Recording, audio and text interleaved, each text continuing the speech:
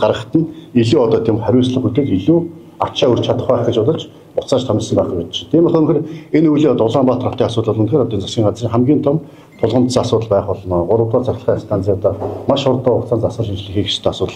Тулгамдсан асуудал байх ёстой болно. За дараагийн асуудал бол өвөлжилтийн бэлэг. Одоо энэ жил ерөнхийдөө бол Азийн, Евразийн бүр тэр чигээр амтаа байна. Монгол бас харьцангуй аюу тусламжтай боловч гэхдээ газар тариалан бүсэх нутаг маань гандуу байна.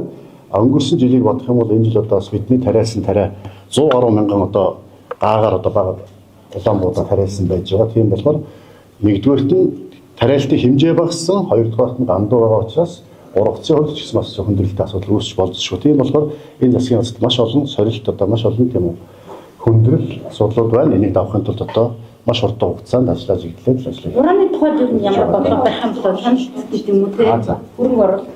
Тэгээ уран дээр ч ерөөсөө тодорхой ярьсан шүү дээ. Одоо манай өвчл сайд хариуцаад орооногийн асуудал дээр одоо гадны 3 дахь хөрстэй хөрөнгө оруулалтын гэрээ явуулж байгаа. Тэнд бол лаборатори байгуулад бас хүн болон амьтанд тийм үү байгаль орчин сөрөг нөлөөлөв гэдэг нь отлогдоод тэгсэн талаа ашиглана гэсэн тийм хэлцэл явж байгаа юм байна лээ. Тэр хүрээндээс анхаарч ажиллана. Батлан хамгаалахын салбарт хариуцж ажиллаж байгаа сайдууд та өмнө сайдаар ажиллаж байсан үед юу гэж захих вэ?